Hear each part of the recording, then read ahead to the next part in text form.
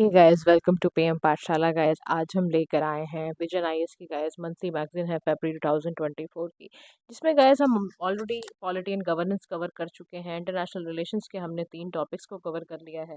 आज हम international relations को पूरी तरह कंप्लीट कर देंगे विद शॉर्ट्स, क्योंकि शॉर्ट्स में ज़्यादा वीडियोस नहीं है। आई मीन आर्टिकल्स कम है, तो will cover it by this video only. तो let's complete it international relations. So today we are going to discuss about the relationship between India and UAE। ठीक है, इंडिया और Dubai के relationship के ऊपर बात करेंगे। होपफुली आपने इंडिया फ्रांस का रिलेशन और जो भी हमने पढ़ा है पहले वो जरूर कर लिया होगा। नहीं करा तो गाइस देखो, पिछले पूरे ही साल की 2023 की 22 की वीडियोस बनी हुई हैं। कहीं आपका करंट अफेयर लैग कर रहा है, प्लेलिस्ट चेक करो, आपको पूरा डिटेल में मिल जाएंगी वीडियोस। देखो, न्यूज़ में इनका रिलेशनशिप इसलिए रहा क्योंकि इंडिया और दुबई ने यानी यूएई ने बायलैटरल इन्वेस्टमेंट ट्रीटी को साइन करा है। देखो, कोई भी दो कंट्री जब ट्रीटी को साइन करती है तो उसको नाम दे दिया जाता है बायलैटरल इन्वेस्टमेंट ट्रीटी। और इसमें वजह ये थी कि हमारे prime minister Modi official visit थी उनकी, during an official visit of prime minister of India to UAE. वो दुबई गए थे, तो उसी विजिट के दौरान ये हुआ। अब देखो, बीआईटी साइन करने का सबसे बड़ा रीजन पता है क्या है? दोनों कंट्रीज की इन्वेस्टमेंट बढ़ जाए। तो देखो, this you should aware about the location of UAE. अब देखो, यूएई की लोकेशन आ गई है, लेकिन यहाँ पर ना आपको वो नहीं बता रखा है कि इसमें बॉर्डरिंग कंट्रीज कौन कौन सी हैं यूएई की, बट आपको पता होना चाहिए।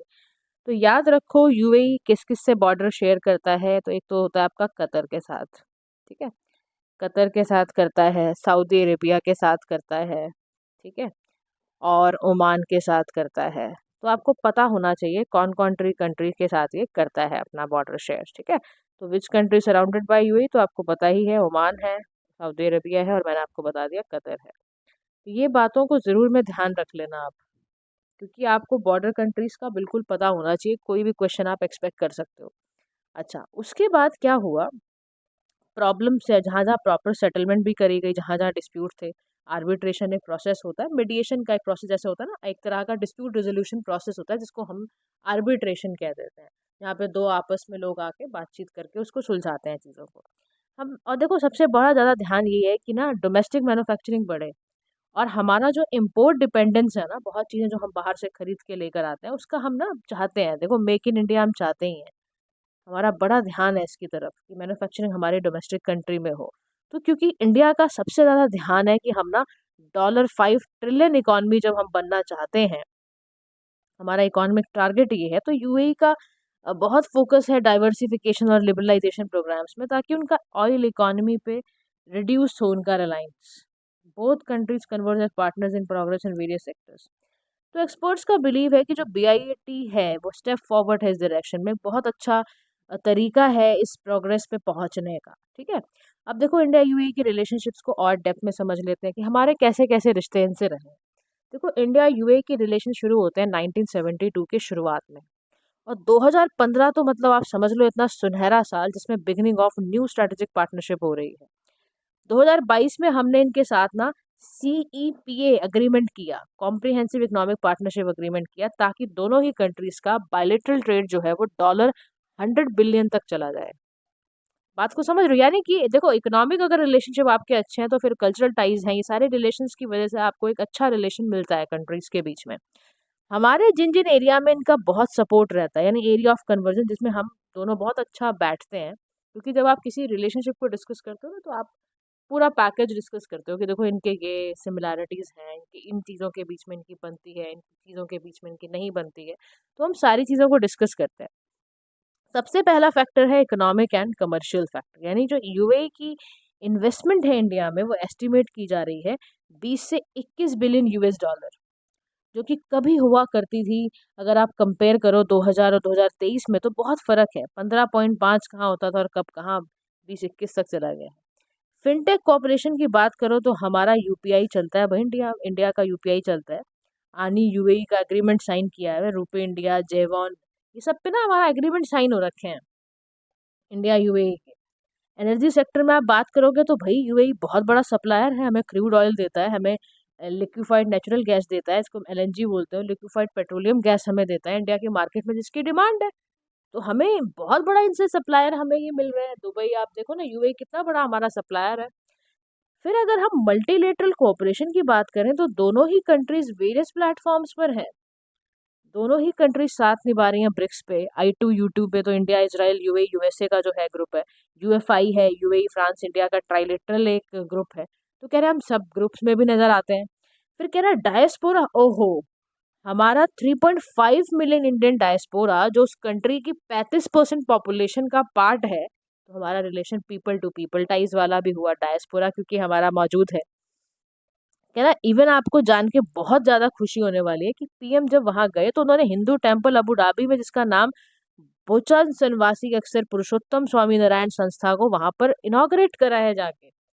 तो कह रहा है यानी कि हमारा प्रभाव है, हमारा इन्फ्लुएंस है, कल्चरल टाइज है, सॉफ्ट कह लो, ये सॉफ्ट पावर है हमारी वहां पर। फिर रीजनल कनेक्टिविटी की बात करोगे तो इंडिया क्या कर रहा है, basically India, European union, France, Italy, ये सब ना कनेक्ट हो रहे हैं। कैसे? India middle east economic corridor से। फिर एजुकेशन की बात करोगे तो बहुत सारे इंटरनेशनल इंडियन स्कूल्स हैं यूएई में जो सीबीएसई मॉडल पे चल रहे हैं, जो केरला बोर्ड कैरिकुलम को पढ़ते हैं। आईआईटी दिल्ली के ओवरसीज कैंपस में वहां पर स्टैब्लिश्ड हैं अबू धाबी में। तो कह रहा है डिफेंस कोऑपरेशन में हमने जॉइंट एग्रीमेंट करा हुआ है। कह रहा है हम नवडेक्स करते हैं, नेवल डिफेंस, आपका मैरीटाइम सिक्योरिटी एग्जीबिशन करते हैं हम, डेजर्ट फ्लैग हमारा, डेजर्ट साइक्लोन, ये सारी मिलिट्री एक्सरसाइजेज है हमारी। कह रहा स्पेस में भी हम बड़ा साथ निभाते हैं। कह रहा यूएई की जो स्पेस एजेंसी है और जो आपकी इसरो की स्पेस एजेंसी है, दोनों ने मिलकर बिल्कुल कोशिश कर रहे हैं कि हम आउटर स्पेस को कैसे पीसफुल पर्पसेस के लिए यूज करें। और इवन यही सबसे मुद्दे हम डिस्कस करते हैं I2U2 में। तो कह रहा कि देखो ये सारे हमारे ऐसे एरियाज हैं जहाँ हमारी बहुत अच्छी दोस्ती है। कह रहा लेकिन दोस्ती में ना कुछ सारे चैलेंजेस भी आते हैं। द वेरी फर्स्ट चैलेंज है डिटोरिएटिंग रीजनल पीस, कि रीजनल पीस उस तरह का नहीं है, बहुत डिटोरिएटिंग वे में है। कह रहा है इसका कारण सबसे बड़ा ये है क्योंकि जो करंटली बहुत समय से इसराइल पैलेस्टीन कॉन्फ्लिक्ट चल रहा है, उसकी वजह से रेड सी अटैक बहुत ज़्यादा होते हैं। क्योंकि आप लोकेशन चेक करो, इनकी वेस्ट एशिया के लोकेशन की वजह से रेड सी अटैक बढ़ जाते हैं। जिसकी वजह से क्या होता है, जो हमारा ये मैरीटाइम इकोनॉमिक कॉरिडोर है, ये बहुत इम्पैक्ट पड़ता है इस पर। जहाँ से ट्रेड होके जा रहा है आपका, उसी रास्ते पर अगर ऐसी चीज़ें हैं तो आपका ट्रेड दिक्कत करेगा। फिर इशू देखो, आपको मैं कह रही हूँ ना, एक जगह पर कहीं पे दिक्कत आ रही होती है और नेबर्स को कहीं भी दिक्कत आएगी ना, देश में कहीं पे भी किसी भी देश में प्रॉब्लम आएगी या कहीं भी इस तरह से, तो वो हर कंट्री को इम्पैक्ट करती है गाइस। फिर कह रहा है एक बड़ी गलत सिस्टम है यूएई के अंदर, दुबई के अंदर, कफाला सिस्टम, जिसमें बेचारे जो हमारे देश के ब्लू कॉलर वर्कर, यानी कि जो ई माइग्रेंट लेबर क्लास हमारी जाती है वहां पर, उनको ना ग्रांड डिस्प्रपोर्शनेट पावर होती है वहां पर एम्प्लॉयर्स की। और ये उसकी वजह से इतना गंदा ह्यूमन राइट वायलेशन करते हैं ना, उन कभी कभी उनका पासपोर्ट कन्फिस्केट कर लेंगे, उनकी वेजेस डिले कर देंगे, उनकी लिविंग कंडीशन बहुत बदतर कर देते हैं। तो कह रहा है कि देखो ये चीजें हमारे ना रिलेशंस में बड़ी कड़वाहट पैदा करती हैं। फिर कह रहा है trade and market access barriers की तरफ देखो। तो कह रहा है कि एग्रोकेमिकल सेक्टर है जिसमें ना along with biased qualification clauses वहां लगे हुए हैं, मिडल ईस्ट को फेवर करते हैं, वो अफेक्ट करते हैं एक्सपोर्ट फ्रॉम इंडिया। तो वे फॉरवर्ड में बोला जा रहा है वेलफेयर ऑफ माइग्रेंट वर्कर्स, यानी दोनों ही कंट्रीज कुछ ऐसा सोल्यूशन निकालें जिसमें वो राइट्स एंड माइग्रेंट वर्कर्स के वेलफेयर के बारे में सोचें। और बहुत ज़्यादा ज़रूरी है कफाला सिस्टम को रिफॉर्म करने की। This is how you have to plan the answer. Second आप लिखोगे कि बहुत ज़रूरी है कि डीपन किए जाएं डिफेंस टाइज, क्योंकि क्या है, चाइना के इन्फ्लुएंस को अगर हम इंडियन ओशन रीजन में कम करना चाहते हैं, तो जैसे हमने 2+2 डायलॉग यूएस से जापान के साथ एक्सप्लोर करे हैं, वैसा ही रिलेशन हमें इंडिया और ईयूए के बीच में भी बनना चाहिए, जो यहाँ पर 2+ डायलॉग हो। अब 2+2 डायलॉग्स क्या होते हैं, जिसमें हमारी होम मिनिस्ट्री और डिफेंस मिनिस्ट्री और दूसरी कंट्री की भी होम मिनिस्ट्री और डिफेंस मिनिस्ट्री मिलती है और वो डिस्कस करते हैं 2+2 डायलॉग में कि किस तरह से, sorry, external affair ministry and not the home ministry, sorry, external foreign minister और डिफेंस मिनिस्टर दोनों कंट्रीज के मिलकर आपस में डिस्कस करते हैं। That is called 2+2 dialogue. फिर नॉन ट्रेड बैरियर्स को आपको मिनिमाइज करना है, यानी कि जो भी इश्यूज रिलेटेड टू इंडिया के एक्सपोर्ट हैं, उन सबको डिस्कस करना बेहद ज़रूरी है। क्योंकि देखो ये ट्रेड खराब नहीं होना चाहिए, आपका एक्सपोर्ट इंपोर्ट नहीं खराब होना चाहिए। तो इंडिया के लिए यहाँ पे सजेशन क्या दिया गया है कि इंडिया रिलेशंस को सिर्फ यूएई के सिर्फ इतना ना माने कि बायलैटरल स्फेयर में रखने हैं, बल्कि ये मान के चले कि ये इंडिया का एक्सटेंडेड नेबरहुड है। तो हमारी लुक वेस्ट, जैसे हमारी लुक ईस्ट पॉलिसी थी ना, एक्ट ईस्ट पॉलिसी जिसको आप कहते हो, कह रहा एक पॉलिसी हमारी look west policy of India भी है। तो फास्ट पेस इम्प्रूवमेंट जो हो रही है हमारी, इससे हमें और राइट ट्रैक पे लाते जाना है, जिससे हमारे और अच्छे एक एक्सटेंडेड नेबरहुड पॉलिसी भी जो हमारी है वो फुलफिल हो पाए। ठीक है guys, so let's move to the next part, that is your bilateral investment treaty. इसके बारे में थोड़ा और पढ़ लो, बायलेटरल ट्रीटी ये टर्म कहाँ से आई, इसके बारे में थोड़ा डिटेल और ले लेते हैं। देखो, इंडिया नेगोशिएट करता है बायलेटरल इन्वेस्टमेंट ट्रीटीज को ट्रेड पार्टनर्स के साथ, ताकि उसका एफडीआई का जो इनफ्लो है वो बूस्ट हो सके। Bilateral investment treaty reciprocal agreement है दो कंट्रीज के बीच में, जिसको क्या करना है, प्रमोट करना है और फॉरेन प्राइवेट इन्वेस्टमेंट्स को प्रोटेक्ट करना है। तो इंडियन मॉडल बीआईटी 1993 का जो है, इंडिया ने साइन किया 83 कंट्रीज के साथ, और 74 ने उसको फोर्स में लाया 2015 तक। इंडिया ने इसी मॉडल को, बायलेटरल इन्वेस्टमेंट ट्रीटी को 2016 में फिर रिवाइज करते हुए फिर नेगोशिएट करा। और इसके कुछ की फीचर्स के बारे में अगर मैं बताऊं तो देखो, एंटरप्राइज बेस्ड डेफिनेशन इन्वेस्टमेंट की है, यानी कि एंटरप्राइज वाली टर्म को ही समझाया पहले। बायलेटरल इन्वेस्टमेंट ट्रीटी का जो मॉडल है, इसमें समझाया है क्या होता है एंटरप्राइज का मतलब, एक ऑर्गेनाइज्ड जो एक गुड फेथ में इन्वेस्टर जो है domestic law of the country के अकॉर्डिंग चीज़ों को ऑपरेट करेगा, वो एंटरप्राइज है। और नॉन डिस्क्रिमिनेटरी होगा, एंड ट्रीटमेंट उसका ड्यू प्रोसेस के थ्रू चलेगा। और देखो, बायलेटरल इन्वेस्टमेंट ट्रीटी की ज़रूरत ही क्यों पड़ी, क्योंकि हम नेशनल ट्रीटमेंट चाहते हैं। हम चाहते हैं फॉरेन इन्वेस्टर को डोमेस्टिक कंपनीज के पार ही ट्रीट किया जाए, उनको फेयर एंड इक्विटेबल ट्रीटमेंट मिल पाए कंपनीज को एज पर इंटरनेशनल लॉज, उनको एक्सप्रोप्रिएशन से प्रोटेक्शन मिल जाए। यानी कि देखो, एक्सप्रोप्रिएशन क्या होता है, limiting the country's ability to take over foreign investment in its territory.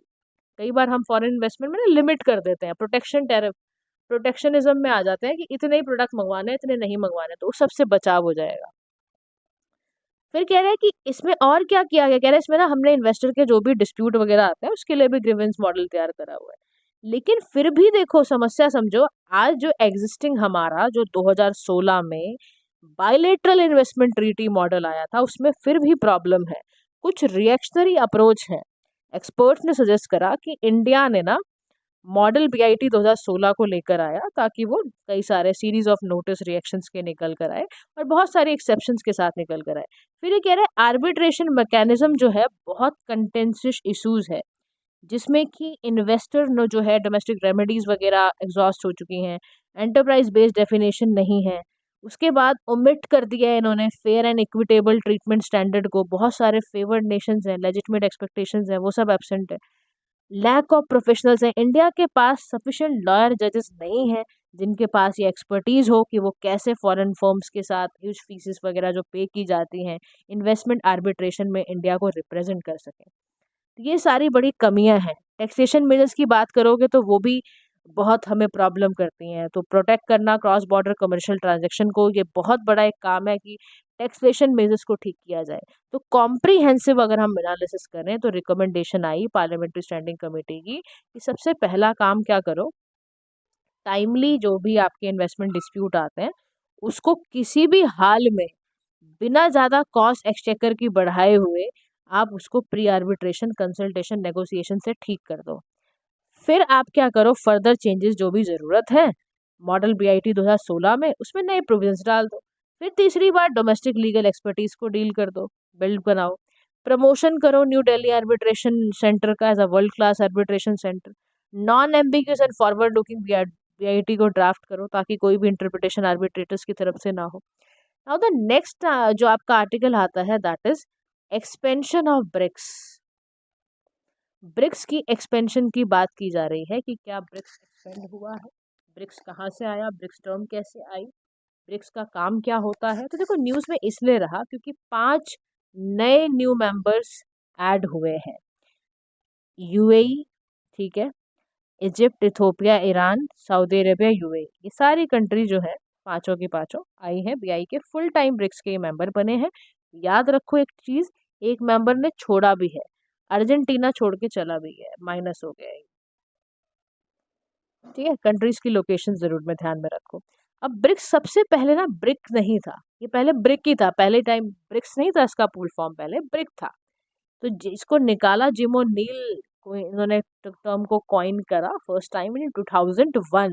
फिर एक फॉर्मल ग्रुपिंग के रूप में आया। पहला जो ब्रिक्स समिट था रशिया के अंदर यैकेंटिनबर्ग करके रशिया में एक जगह है, 2009 में हुआ। और जब ये ब्रिक्स बना तो साउथ अफ्रीका को इंक्लूड करके बना 2010 में। ब्रिक्स की एक्सपेंशन की देखो जरूरत क्यों थी या सिग्निफिकेंस मानो तो वो यूं थी कि मल्टीपोलर वर्ल्ड हमें शेप करना है। सबसे पहले याद रखो कौन कौन सी कंट्रीज ऐड हुई हैं। इजिप्ट हुई है, इथोपिया हुई है, दोनों आपकी अफ्रीकन कंट्रीज हैं, ईरान, सऊदी अरेबिया, यूएई, ये तीनों आपकी वेस्ट एशियन कंट्रीज है, मिडिल ईस्ट कंट्रीज हैं, तो याद रखना है।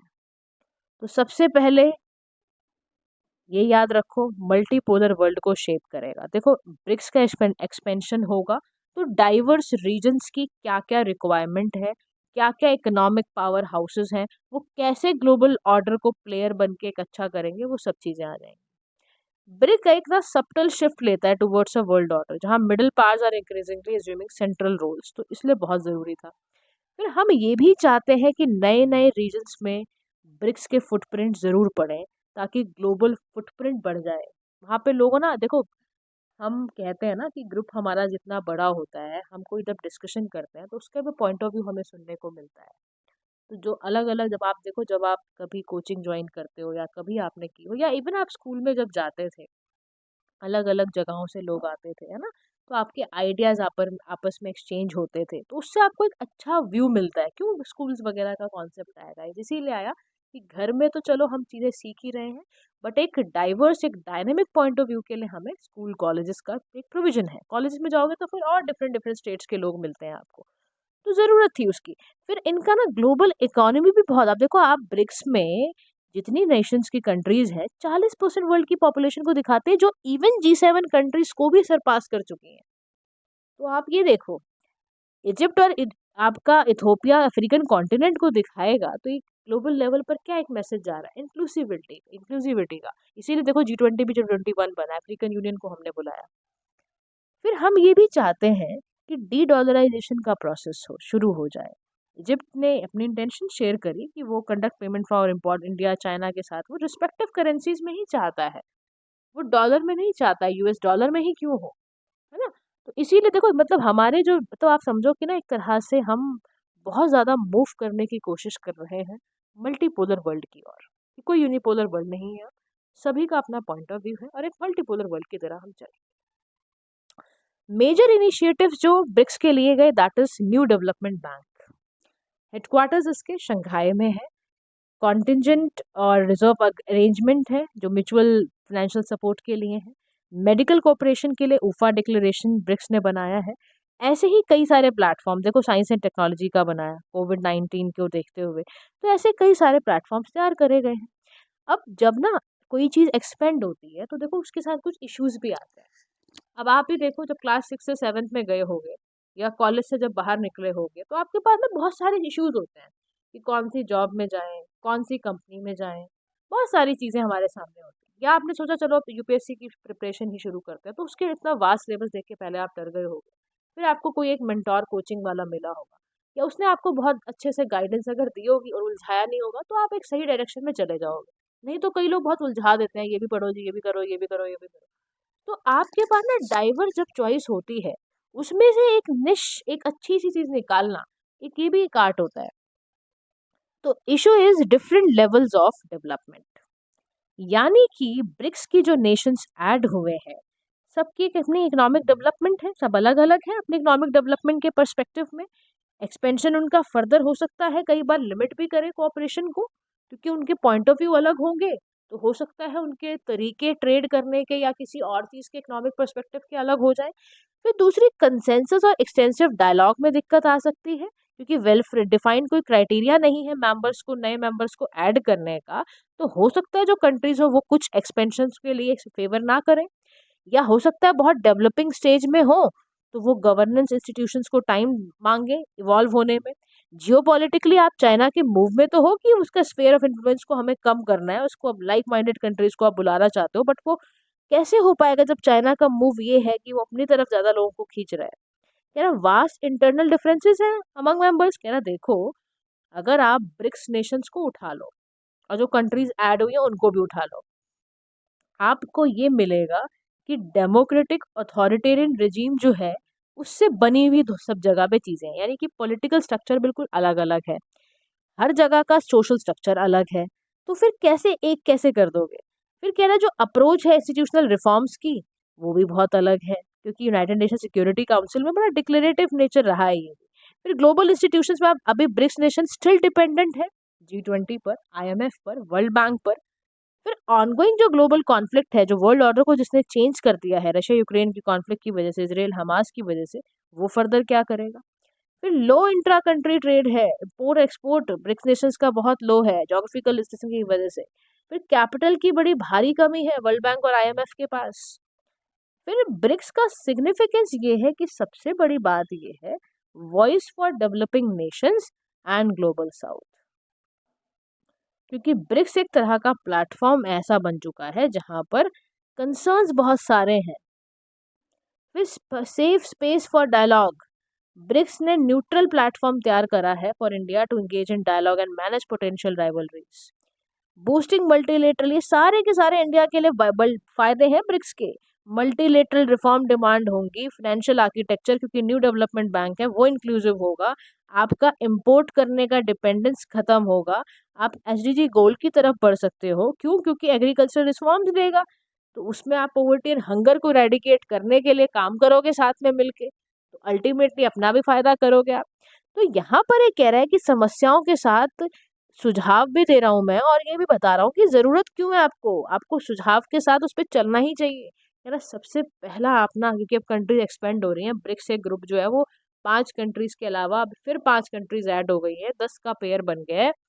तो अब आप सबसे पहले काम करो, परमानेंट सेक्रेटेरिएट सेटअप कर दो एक्सपेंडेड मेंबरशिप के लिए, और collective stand against trade protectionism. कह रहा जितने भी फ्यूचर जो है ब्रिक्स का, वो डिपेंड करेगा कि लीडर्स उसको कलेक्टिवली कैसे प्रोटेक्शनिज्म के अगेंस्ट काम करें। देखो प्रोटेक्शनिज्म का मतलब है कि बंद करके बैठ जाओ अपनी इकॉनमी, हम ट्रेड ही नहीं करेंगे ज़्यादा किसी से, अपनी कंट्री में सब मैन्युफैक्चर करेंगे, या बंद कर देना, FDI कम दे देना, तो इन्वेस्टमेंट को इंक्रीज करना है। दूसरा सोशो इकोनॉमिक कन्वर्जेंस की बात कर रहे हैं कि जितने भी एग्जिस्टिंग मेंबर हैं वो अपने इकोनॉमिक एंड सोशल कोहेजन को बनाए रखें, तब तो बात है।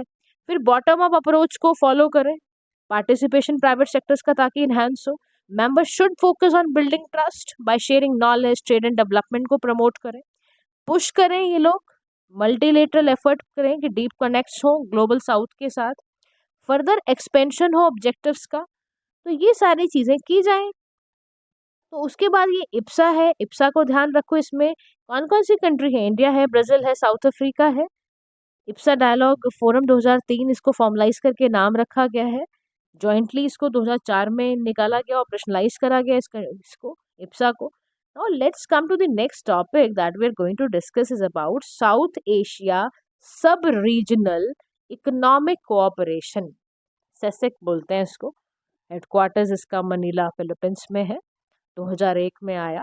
कब आया? जब बांग्लादेश, भूटान, इंडिया ने रिक्वेस्ट करी नेपाल ने कि हम भी, request from ADB Asian development bank, तो उसने कहा कि एक सेसेक सेक्रेटेरिएट होना चाहिए जिसका काम ही है रीजनल प्रॉस्पेरिटी को बढ़ाना, है ना, बिल्ड करना है quality of life.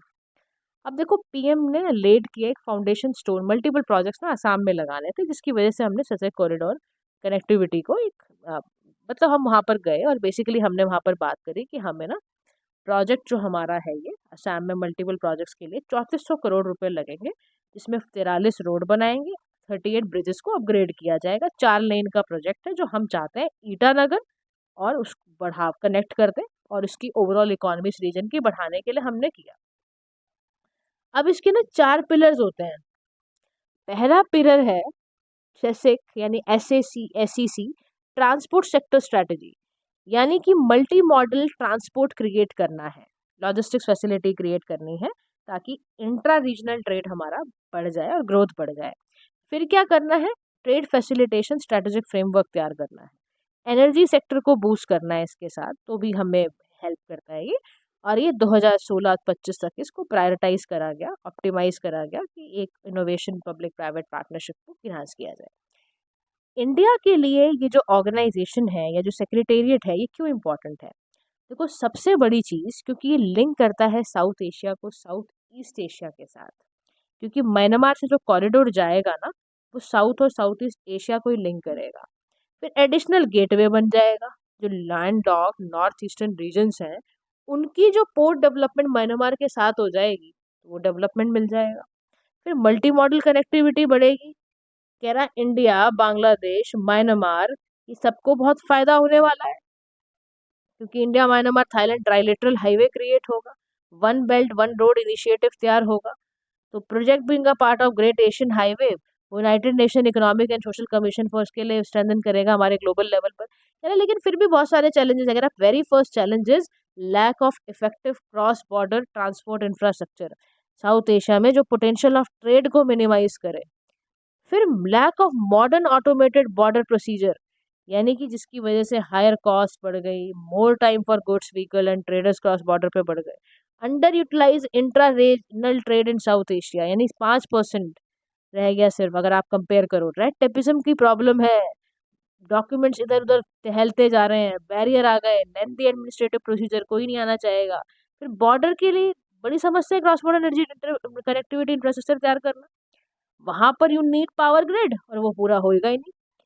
FDI south Asia की बड़ी कम है, करंट जो आपका इंडस्ट्रियल बेसिस है साउथ एशिया में बड़े अनकनेक्टेड है, जिसकी वजह से बहुत ज़्यादा हिंडर होता है, माइज नहीं कर पाते आप इफेक्टिव इंडस्ट्रियलाइजेशन प्रोसेसेस को। तो वे फॉरवर्ड में क्या कहा जा रहा है, improving the efficiency of regional transport and trade facilitation through multi-modal transport connectivity, जिसकी वजह से हम देख रहे हैं इंट्रा रीजनल ट्रेड बहुत ज़्यादा इंक्रीज हुआ है। अपग्रेड करना है इंफ्रास्ट्रक्चर को क्रॉस बॉर्डर क्रॉसिंग पॉइंट्स पे, जिसके टूल्स आप मॉडर्नाइजेशन, हार्मोनाइजेशन वगैरह करो। Implement policy regulated and institutional reforms करो to reduce time and make the trade cheaper and faster. Regional energy cooperation, external shocks वगैरह के लिए। दूसरा, एग्जिस्टिंग वैल्यू चेन को स्ट्रेंथन करना है। सिंक्रोनाइज कर दो, आप क्या करो, सिंक्रोनाइज कर दो, इंटीग्रेट कर दो अर्बनाइजेशन की ग्रोथ को भी और इंडस्ट्रियलाइजेशन की ग्रोथ, ताकि एक हाई स्टैंडर्ड साउथ एशिया का होता चला जाए। ठीक है, तो this is about guys your topics. Let's complete short in this video as well, क्योंकि बहुत कम है तो कर लेते हैं, ज़्यादा टाइम नहीं है, आपको एक एक टॉपिक को अच्छे से करना पड़ेगा, और अच्छा है कि हम एक साथ कर लें। तो आज हम सबसे पहले टॉपिक देखते हैं, UN relief and works agency for Palestinian refugees. UN officials ने अर्ज किया कंट्रीज को to reconsider their decisions to suspend the funding of United Nation relief and work agency for Palestinian refugees. क्या बोला, United Nations officials को अर्ज किया है countries ने कि जो डिसीजन उन्होंने लिया था कि अब वो यूएनआरडब्ल्यूए की फंडिंग को सस्पेंड कर रहे हैं, उसको रिव्यू करें, उसको रिकंसिडर करें। ठीक है, तो आपको आ सकता है कि कौन सी ऐसी ऑर्गेनाइजेशन को सस्पेंड करने को बोला गया था। तो यूएनआरडब्ल्यूए बेसिकली एक सब्सिडरी ऑर्गन है यूनाइटेड नेशन जनरल असेंबली 1949 का। इसका काम है असिस्टेंस, प्रोटेक्शन देना पैलेस्टीनियन रिफ्यूजीज को, पैलेस्टीनियन रिफ्यूजीज की मदद करना, जो रिफ्यूजी रह रहा है जॉर्डन में, लेबनान में, सीरिया में, इवन ईस्ट जेरूसलम में भी, ताकि वो ह्यूमन डेवलपमेंट पोटेंशियल को फुली इंजॉय कर पाए। तो funded almost entirely by voluntary contribution था यूएन मेंबर स्टेट्स का, बिल्कुल वॉलंटरी था, मतलब कोई ऐसा पैमाना नहीं तय कर रखा था कि इतना परसेंट पैसा देना ही देना है, राइट।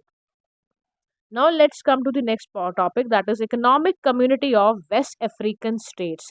कह रहा बुर्किना फासो है, माली है, नाइजर है, इन्होंने अनाउंस किया कि अब हम इमीडिएट विड्रॉल कर रहे हैं, बिल्कुल हम निकल रहे हैं वेस्ट अफ्रीकन ब्लॉक से। तो ये है क्या, अब देखो कंट्रीज के नाम गाइस याद रख लेना, बुर्किना फासो, माली, नाइजर, बीएमएन, जो भी रख लो नाम, इन कंट्रीज ने बोला अब हम नहीं रहेंगे। ठीक है, कहाँ नहीं रहेंगे, हम नहीं रहेंगे वेस्ट अफ्रीकन ब्लॉक के साथ। तो हेडक्वार्टर्स इसका अबूजा नाइजीरिया में था, रीजनल ग्रुप था 15 लोगों का। 1975 में ट्रीटी ऑफ लागोस से साइन हुआ था। कुछ और मेंबर्स ये सारे हैं इसके, कोट द्वार है, उसके बाद आपका घाना, गुइनिया, ये सारे मतोगो, सारे के सारे, इनका काम था कोऑपरेशन इंटीग्रेट करना और अपने आपस में कंट्रीज का economic stability, standard of living को एनहांस करना, इनका अफ्रीकन कॉन्टिनेंट में काम था। But now the 3 countries is withdrawing. Now the next topic is about the Weimar triangle. Foreign minister जो जर्मनी के हैं, पोलैंड के हैं, फ्रांस के हैं, उन्होंने रिसेंटली मिला, उन्होंने कहा भाई रिवाइव करो वेमर ट्रायंगल को। तो कब आया, 1991 में आया था, रीजनल ग्रुप था, अभी भी है, मतलब विजन है इसका यूरोप और जितने भी आसपास के कंट्रीज हैं उनके टाइज को बढ़ाना। तो की फोरम था German polish reconciliation after world war 2 बनाया गया था। तो ग्रुप ने नाम भी देखो वेमर इसीलिए लिया क्योंकि जर्मनी की सिटी में हुआ था, इनिशियल मीटिंग इसकी वहीं हुई थी, इसीलिए वेमर ट्रायंगल है।